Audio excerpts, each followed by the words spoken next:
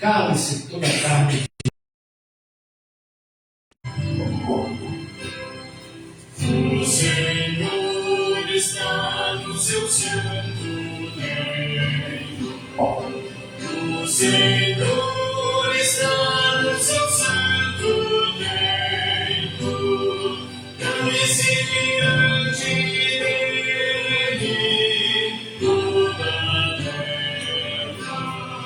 Cale-se diante dele toda a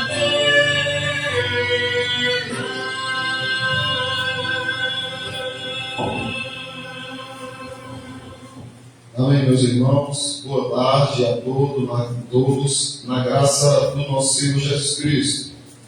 Boa tarde também àqueles que nos acompanham através da rede social, através da Rádio Missões. Que o Senhor nosso Deus fale aos nossos corações nesta tarde.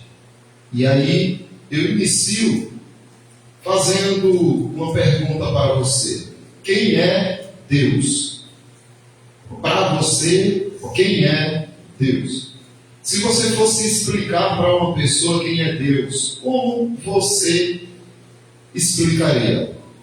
E se essa pessoa perguntasse para você o seguinte: me dê um exemplo de quem é Deus, faça alguma comparação para que eu entenda quem é Deus, com quem você compararia a Deus?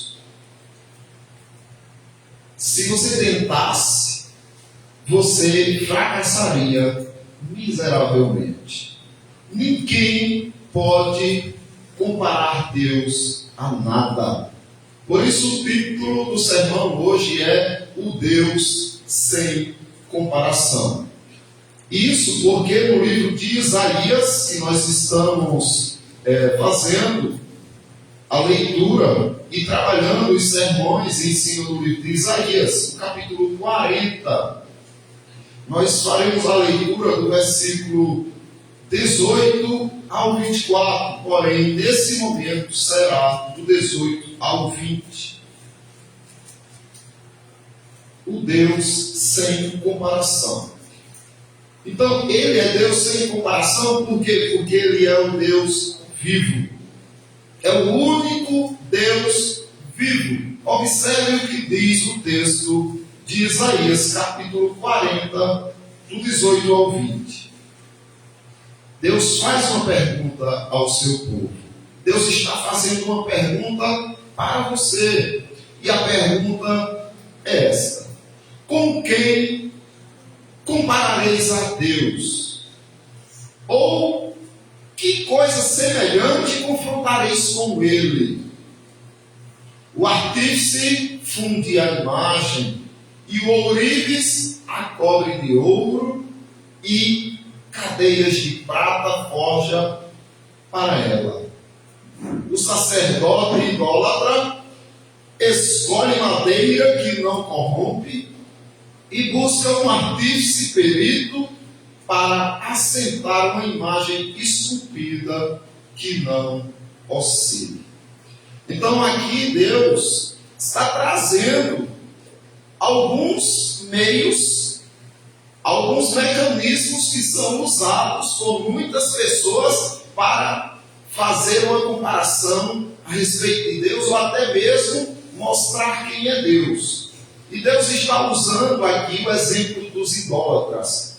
Infelizmente, não são exemplos de povos idólatras, mas é o exemplo do seu próprio povo, os seus filhos, os seus escolhidos, os seus redimidos, que em Judá tinham se corrompido e agora estavam fazendo para si imagens de escultura. Os sacerdotes criavam suas imagens.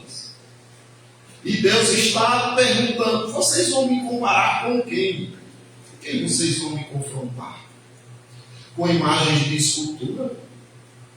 De acordo com a mitologia pagã, os deuses dos pagãos foram gerados de uma matéria pré-existente, mas todos vêm de alguma matéria. Deus aqui está se apresentando como aquele que é o início de todas as coisas. O Deus da revelação não foi eternamente pré-existente. Ele sempre é o Deus existente desde o princípio, desde o fundamento de todas as coisas. Deus é Deus, eternamente pré-existente, sem depender de nenhuma matéria já existente. E aqui estabelece um cenário onde Deus está denunciando o pecado e a idolatria do seu povo, que estavam fazendo imagens de escultura, uma criatura feita pela imaginação do homem e pela habilidade do artista. E agora queriam comparar com Deus. E Deus diz: a quem vocês querem me comparar? Como poderão representar Deus através de uma imagem? Nesse trecho aqui, o profeta mostra a majestade de Deus. O Deus que é sem comparação e que ele mostra a loucura daqueles que querem representar Deus através de uma coisa elaborada pelos homens. Até muito bem enfeitada, coberta de ouro, requintada com pratas e tudo mais. Mas observe que são matérias já existentes. Deus, ele é o princípio e o fim de todas as coisas. Eles haviam se curvado a esses ídolos e ganharam o que com isso? Eles só ganharam aflição, só viveram atormentados e viveram passando de cativeiro por cativeiro, exílio, destruição, juízo divino. O que esses deuses que eles idolatravam trouxeram para eles? Por isso o salmista, no Salmo 115, diz assim: no céu está o nosso Deus, e tudo faz como lhe agrada. Prata e ouro são os deuses deles, obra de mãos de homens. Mas você percebe que agora prata e ouro estavam sendo os deuses do próprio povo. O povo de Israel, que loucura! Tem boca e não falam, tem olhos e não veem, tem ouvidos e não ouvem, tem nariz e não cheiram. Assim o Salmo sai definindo o Deus deles. Um Deus morto, um Deus vazio, tem nariz e não cheira, ou seja, eles produzem todos os órgãos que um ser humano tem num Deus deles. Porém, nenhum desses órgãos funciona. Tem mãos, nem membros funcionam. Tem mãos e não apalpam. Tem pés e não andam. Som nenhum lhe sai da garganta. E a maldição há por trás de tudo isso. A maldição é a pior que existe. O exílio não é nada comparado a essa maldição que vem daqueles que idolatram imagens de escultura. Tornem-se semelhante a eles os que os fazem e quantos neles confiam. Sejam assim, da mesma forma, mortos por dentro. Não tenham nada de bom e de valor em si aqueles que neles confiam e aqueles que o fazem. Isaías reforça sua mensagem de que Deus, o Deus de Israel, é o Deus vivo e verdadeiro. Não há comparação. Eu sou o Senhor. No 42 de Isaías, o versículo 8, Deus se apresentando desta maneira: eu sou o Senhor, esse é o meu nome, a minha glória não a darei a outra. Então, homem nenhum pense em tomar para si a glória de Deus, porque Deus não a dará. E a minha honra, as imagens de escultura, Deus não vai dar a honra dele a imagens de escultura. Então você observa que Deus aqui está confrontando o tempo todo o seu povo. para que eles deixem de loucura. O 45 de Isaías, o versículo 20 diz: congregai-vos e vinde, chegai-vos todos juntos. Vós que escapastes das nações, nada sabem os que carregam lenho de suas imagens de escultura e fazem súplicas a um Deus que não pode salvar. Nada sabem, mas vocês sabem. Você conhece a Deus e sabe o Deus a quem você serve, por isso que você congrega. E juntos, vocês adoram a esse Deus que fez com que vocês escapassem das trevas.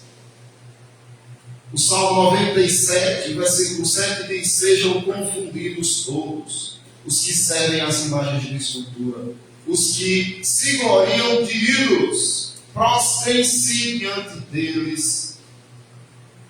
dele todos os deuses. Então assim é o nosso Deus, sem comparação. Mas qual é o proveito do ídolo? Qual é o proveito? Porque Abacuque, no capítulo 2, no versículo 18, ele pergunta isso. Qual é o proveito do ídolo, visto que o artífice o esculpiu? Qual é o proveito? Foi outro homem que esculpiu. E muitas vezes é alguém que nem crê em Deus. E se crê também não tem diferença. Mas pessoas fazem totalmente corrompidas, descompromissadas com Deus, e a pessoa compra aquele ídolo e começa a adorar como se ali tivesse algum valor. E a imagem de fundição, mestra de mentiras, para que o artífice confie na obra, fazendo ídolos mudos. Ai daquele que diz à madeira: acorda, e a pedra muda: desperta. Pode o ídolo ensinar? Eis que está coberto de ouro e de prata, mas no seu interior não há fôlego nenhum. O que Deus está dizendo é o morto. O Senhor, porém, está no seu santo templo. Cai-se diante dele toda a terra. Eis o Deus verdadeiro. Eis o único Deus verdadeiro.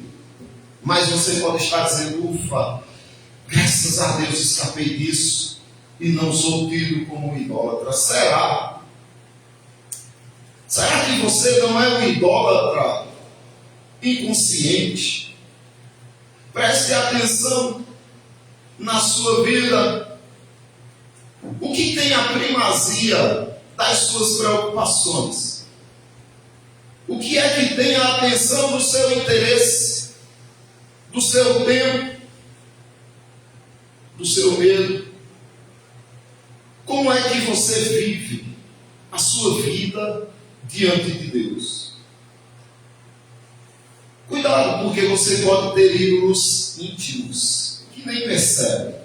Eles podem ter se fundido a você de tal maneira que você e eles se tornaram mortos e nem percebem.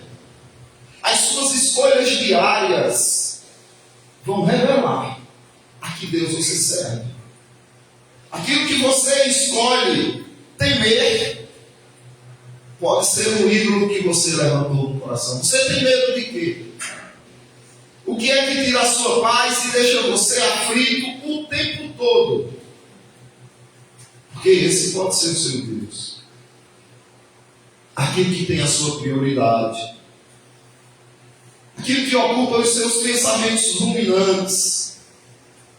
Você tem um pensamento e rumina ele o tempo todo, e só pensa nele, e só pensa nisso, e não sai da tua cabeça. Mas cadê Deus nos seus pensamentos? Onde está Ele? Você não está gastando muito tempo não pensando em coisas que não têm nenhum valor eterno. E sem perceber, você criou já um Deus, um ídolo no seu coração. Aquilo que tem a tua maior atenção no dia a dia. Esse é o teu Deus. Se é Jesus Cristo, que bom. Ele é o teu Deus. Mas se a tua atenção está voltada mais para as coisas do cotidiano, do dia a dia, recursos financeiros, coisas desse tempo, a tua renda, a tua família, a tua saúde, o teu corpo, ou qualquer coisa que está na tua mente ruminando o tempo todo, ocupando o espaço que deveria ser dedicado à sua meditação e reflexão a respeito desse Deus grandioso. Eis aí os deuses que você criou no seu coração. Então tenha cuidado. Tenha cuidado, porque Deus é o único que é merecedor do seu temor, merecedor dos seus pensamentos. Ele é o único que merece a sua atenção constante. Você vai fazer qualquer coisa e ele está contigo na mente. Você vai dormir, ele está com você, você está com ele na mente, você acorda já com ele na mente, você vai trabalhar com ele na mente, você está no meio dos conflitos com ele na mente, você está na paz com ele na mente. Em todo momento está Deus na tua concentração. Eis aí o teu Deus. Veja só, o apóstolo Paulo, em seu discurso em Atenas, diante de vários filósofos, em Atos capítulo 17, do 24, o 29 diz assim: sendo, pois, geração de Deus, não devemos pensar que a divindade é semelhante a ouro, a prata ou pedra, trabalhados pela arte e imaginação do homem. Não, aquilo que você fixa, aquilo que você vê de beleza, ou aquilo que você vê de terror, não é nada diante do Deus a quem você serve. Por isso, Paulo diz para aqueles homens: ora, Deus não levou em conta os tempos de ignorância. Agora, porém, notifica a todos os homens, em toda parte, que se arrependam. Então, aqueles adoradores de ídolos, eles precisam receber essa mensagem. Arrependam-se e creiam no Deus invisível, naquele Deus criador dos céus e da terra, e só a Ele devolve sua adoração. Mas diga para você mesmo também: Deus, eu me arrependo pelo tempo que eu gastei me concentrando, me afligindo, me alegrando, me animando naquilo que não é o Senhor, porque eram ídolos e eu quero derrubá-los do meu coração. Faça isso. Mas tem outra coisa que você também precisa observar nesse Deus sem comparação. Ele é sem comparação porque Ele é o grande Deus. Ele é o Deus vivo. Mas Ele também é grandioso, acima de qualquer comparação. Isaías, agora no versículo 21, capítulo 40 e o 22 diz: acaso não sabeis? Porventura não ouvis? Não vos tem sido anunciado desde o princípio? Ou não atentastes para os fundamentos da terra? Ele é o que está sentado sobre a redondeza da terra, cujos moradores são como gafanhotos. É Ele quem estende os céus como cortina e os desenrola como tenda para neles habitar. Quem poderia se comparar a este Deus? Ele tem o poder de criar todas as coisas. Foi assim que Ele fez com o seu poder.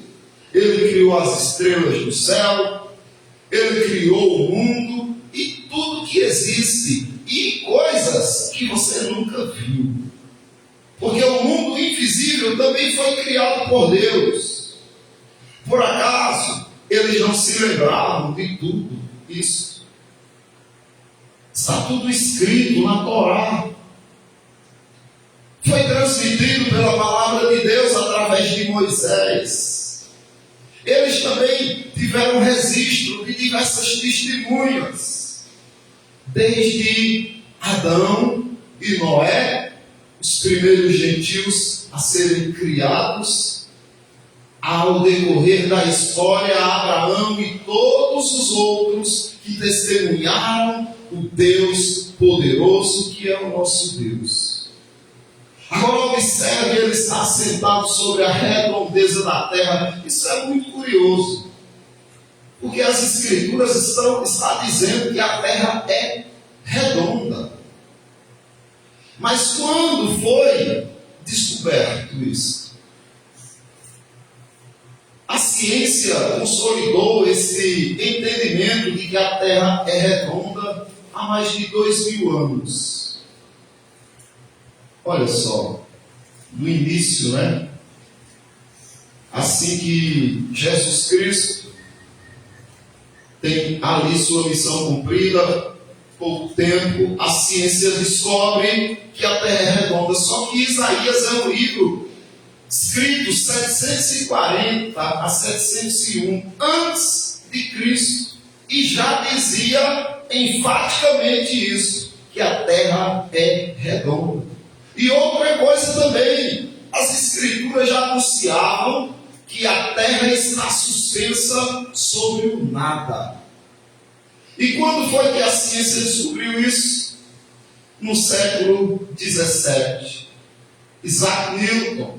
E foi publicado em 1687. Mas Jó, um dos livros mais antigos das Escrituras, já dizia, no capítulo 26, versículo 7, ele estende o norte sobre o vazio e faz pairar a terra sobre o nada. Veja, isso é a grandeza do nosso Deus, sendo revelada na natureza, e você percebe que Deus confronta eles também com a natureza.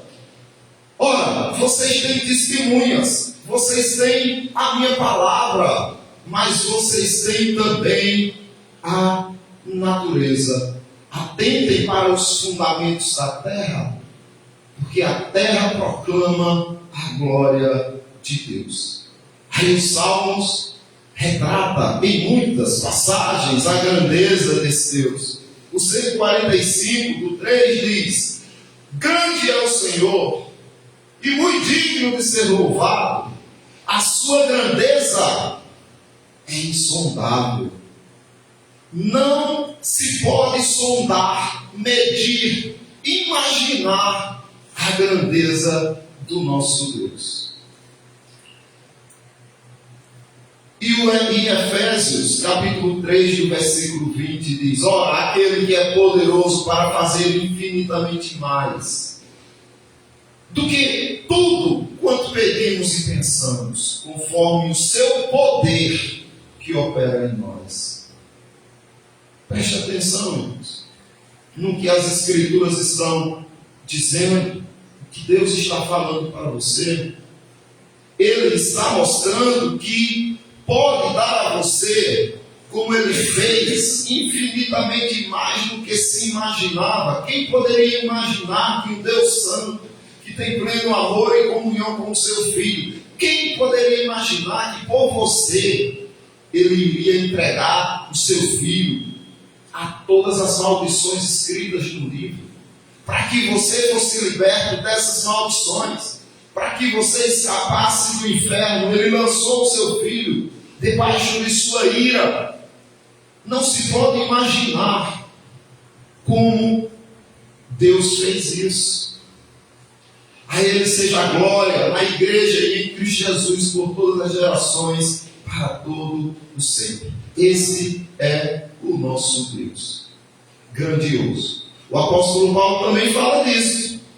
No mesmo discurso em Atenas, agora no versículo 24 e 25, ele diz assim: ó, o Deus que fez o mundo e tudo que nele existe, sendo Ele Senhor do céu e da terra. Não é o diabo o Senhor da terra, não, viu? O mundo jaz no maligno, mas ele está controlado por Deus. Como dizia Lutero, Satanás é um cachorro nas mãos de Deus. Só vai até onde Deus permite.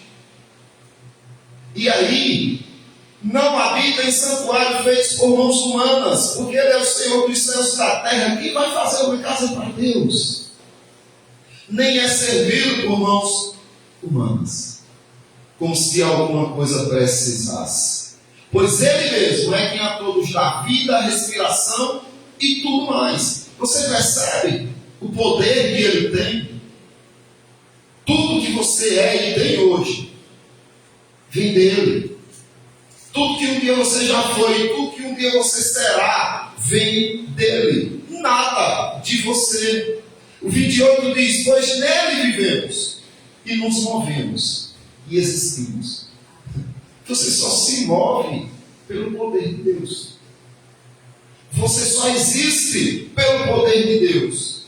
Só vive pelo poder de Deus. O 30 diz: porém, notifica aos homens que todos, em toda parte, se arrependam. Arrependa-se de todas as vezes que você ficou aflito por causa dos problemas que te afrontaram. Todas as vezes que você olhou para alguma coisa e disse: não tem o que se fazer, está tudo perdido. E agora? E Deus? E o poder dele? Acabou-se. Você não crê mais no poder dele, porque se você crê no poder de Deus, você descansa nesse poder. Você espera ele agir. Você confia que ele está no controle. Ele é o governante. Nada está fora do lugar. Tudo está trabalhando para a glória de Deus. Inclusive até a ira humana. O Salmo diz que louvará o Senhor no tempo certo. Então, esse Deus é sem comparação. Porque ele é o Deus vivo. Porque ele é o Deus grande, sem comparação. E porque ele é o Deus valente. É isso que nós vemos no versículo 23 e 24 dizer, de Isaías 40. É ele quem reduz a nada os príncipes e torna em nulidade os juízes da terra. Mal foram plantados e semeados, mal se arraigou na terra do seu tronco, já se secam. Quando um sopro passa por eles, e uma tempestade os leva como palha. Assim é comparado aqueles mais poderosos, mais valentes, mais preparados, aqueles que mais têm recursos de guerra e de poder, são comparados à nulidade. São como aquela sementinha que você plantou, nem criou raiz e veio o vento e jogou fora. Deus poderia reduzir a nada tanto os príncipes como os juízes da terra. E eles também haviam se curvado aos ídolos. E o que restou de tudo isso? O que o poder que eles tinham pôde fazer por eles mesmos? Nada. Senaqueribe, que estava oprimindo Israel, soube muito bem disso. Nabucodonosor experimentou um pouco desse poder. O que resultou? Nabucodonosor se achou o soberano de toda a terra. E ele olhava para o seu rei e dizia: quem pode ser igual a Nabucodonosor? Mas veja só, depois que Deus tocou no juízo dele, veja só o que Nabucodonosor diz em Daniel capítulo 4, do 34. Mas ao fim daqueles dias, depois que Deus recobrou o juízo dele, eu, Nabucodonosor, levantei os olhos aos céus, tornou-me a abrir o entendimento, e eu bendisse ao Altíssimo. Um rei ímpio, viu? E louvei e glorifiquei ao que vive para sempre, cujo domínio é sempre eterno, e cujo reino é de geração em geração. Todos os moradores da terra são por ele reputados em nada. E, segundo a sua vontade, ele opera com os exércitos dos céus e com os moradores da terra. Não há quem lhe possa deter a mão, nem lhe dizer: que fazes? E o 37 diz: agora, pois, eu, Nabucodonosor, louvo, exalço e glorifico ao Rei do céu.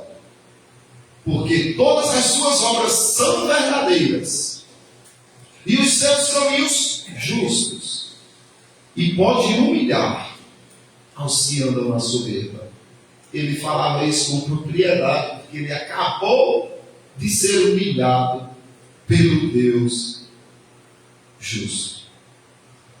Então, eles são igual sementes sem raízes, que são rapidamente varridas. Assim são esses poderosos da terra. E aqui Deus está querendo que você entenda isso.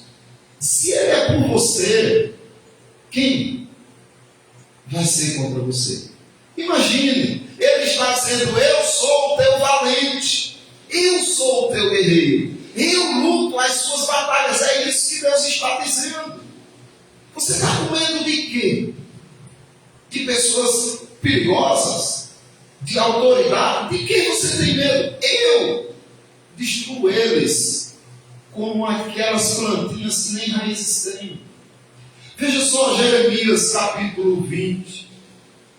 Do versículo 10, Jeremias está aflito, como muitas vezes você certamente ficou aflito, por ver tanta maldade, injustiça, covardia.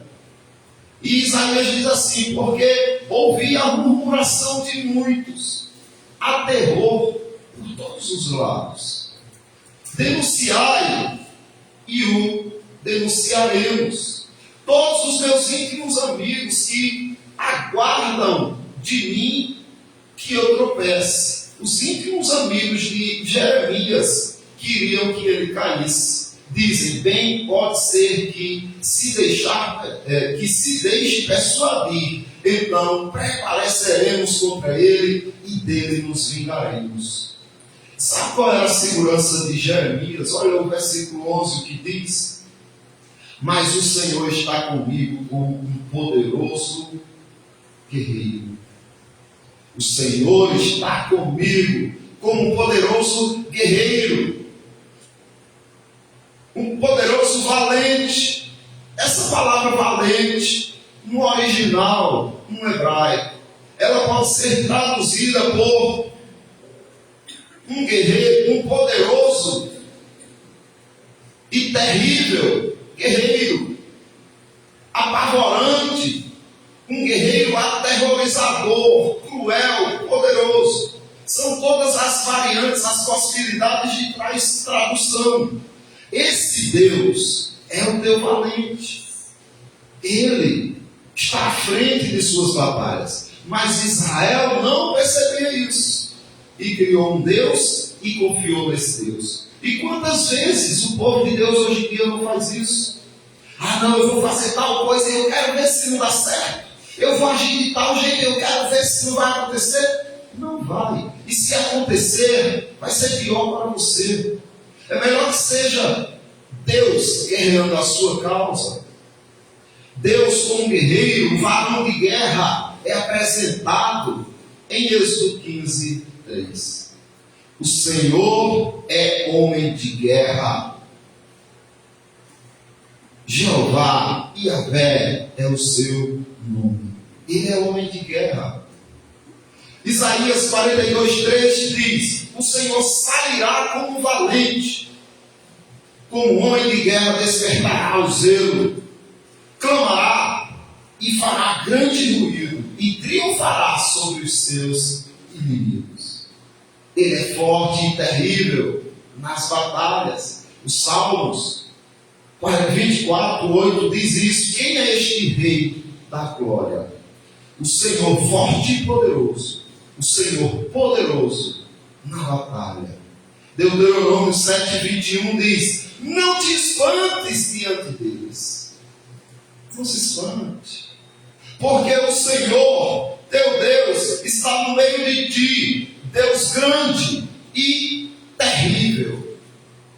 Então ele é um valente terrível para seus inimigos.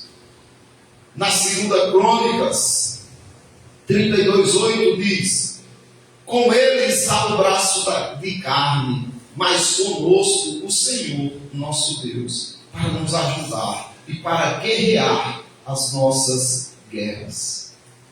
Você não percebe quem está com você? Quem é que está com aquele que te aflige? Quem é que está com o injusto? Quem é? Deus não é. Mas quem é que está com você? É esse Deus terrível nas batalhas. Com eles está o braço de carne, mas conosco, o nosso Deus, para nos ajudar e para guerrear as nossas guerras.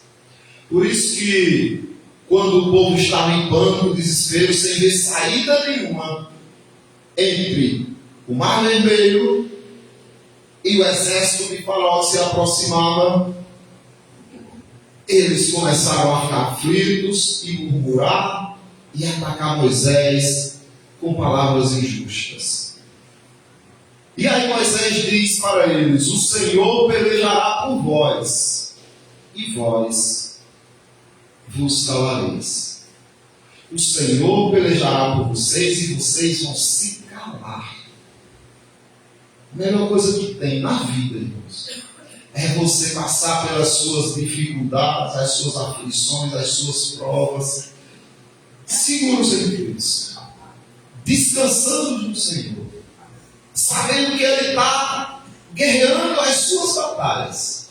E depois que tudo passar, você olhar para trás e dizer: Senhor, eu sabia que estavas comigo. É muito melhor do que você se calar depois de ter murmurado, depois de ter feito coisas que não honraram ao Senhor. Por isso que o apóstolo Paulo diz na sua epístola aos Romanos, capítulo 8, do 31: que diremos, pois, à vista dessas coisas? Se Deus é por nós, quem será contra nós? Não tem comparação.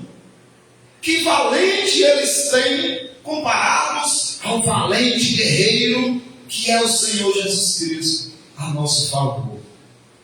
Aquele Deus que não poupou o seu próprio filho, porque te ama. Será que Ele vai negar alguma outra coisa que você precise para viver bem com Ele? Não. Ele dará graciosamente, juntamente com Cristo, todas as coisas. Esse guerreiro valente voltará definitivamente. E ele vai reunir toda a humanidade diante de sua presença.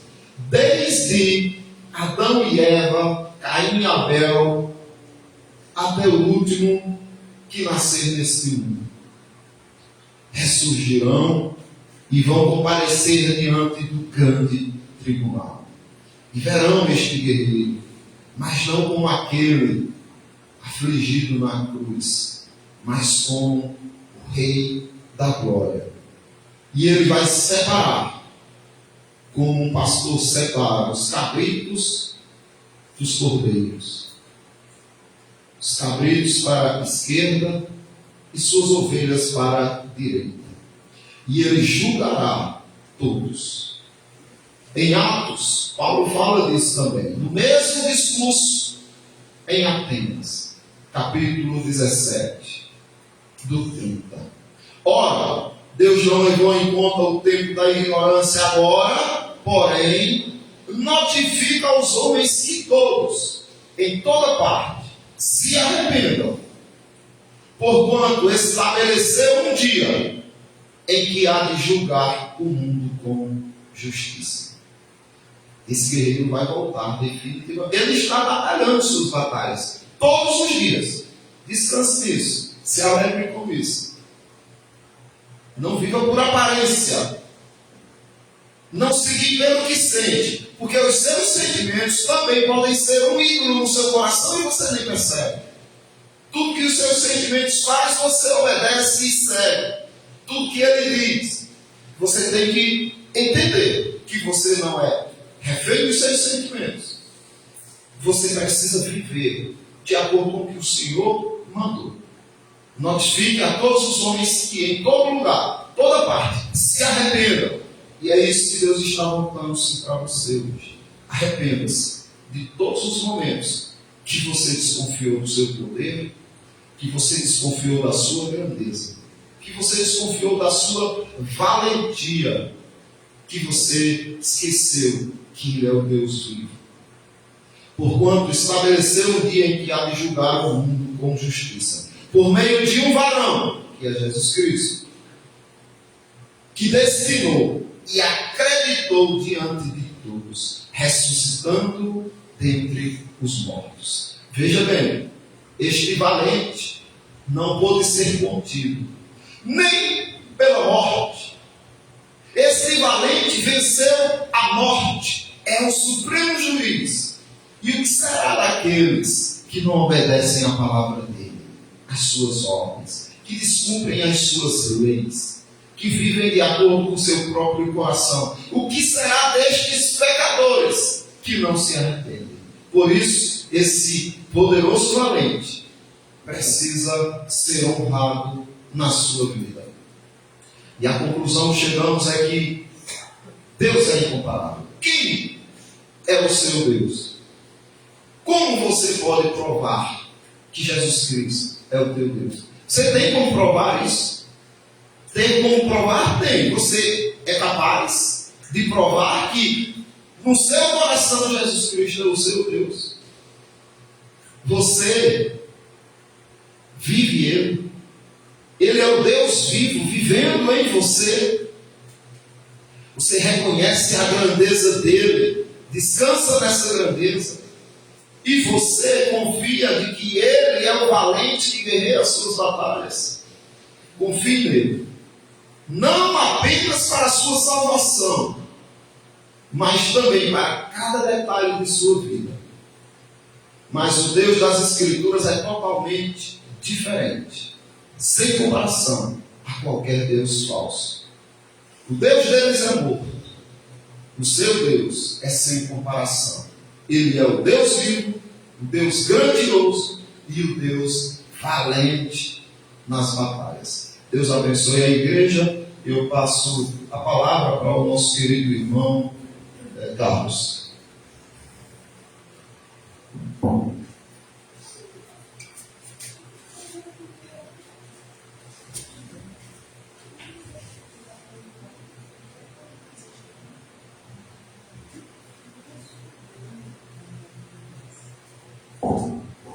Graças a Deus, irmãos, graças a Deus estamos aqui, e nós estamos aqui para dizer e agradecer por a gente adorar ao Deus que fez o homem, não ao Deus que os homens fazem, né?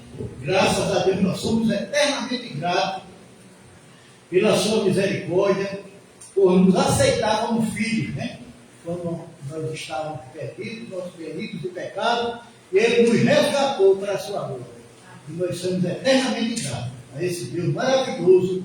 E nós adoramos e glorificamos a Ele em todo momento da nossa existência, né? Vamos à quinta parte do nosso culto.